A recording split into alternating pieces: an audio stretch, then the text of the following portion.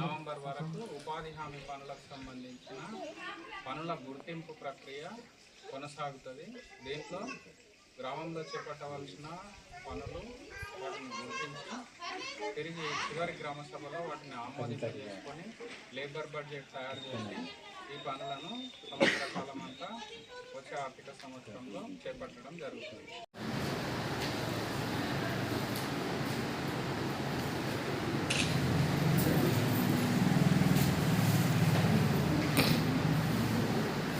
మహాత్మా గాంధీ జయంతిని పురస్కరించుకొని ప్రతి సంవత్సరం అక్టోబర్ 2 రోజు మనం ఉపాధి హామీ గ్రామ సభ నిర్వహించుకోవడం జరుగుతుంది.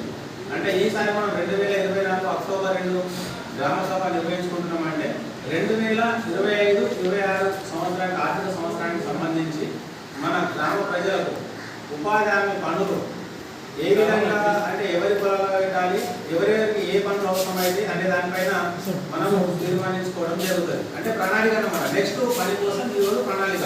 మనం రేపు ఏదైతే పని చేసుకుంటామో దానికోసం నైట్ ఏ విధంగా ఆలోచించుకొని డిస్కస్ చేసుకుంటామో ఆ విధంగా నెక్స్ట్ ఇయర్కి సంబంధించి మనం ఈరోజు మనం ఎవరెవరి పొలాల్లో పని పెట్టుకోవాలి అనే దానిపైన ప్రణాళిక సిద్ధం చేయడం జరుగుతుంది. సో దానికి సంబంధించిన గ్రామ సభ ఇది. సో మనకు ఉపాధి హామీకి సంబంధించి 266 పనులు ఉన్నాయి. అంటే ఎవరెవరు ఏ పనులు మట్టి తీసి బయటికి పంపించడం కానీ సో అలాంటి పనులు. ఈసారి మనకి ఏంటంటే గట్టు పని అనే దాన్ని నిషేధించారు, ప్రభుత్వం ఎదడం లేదు.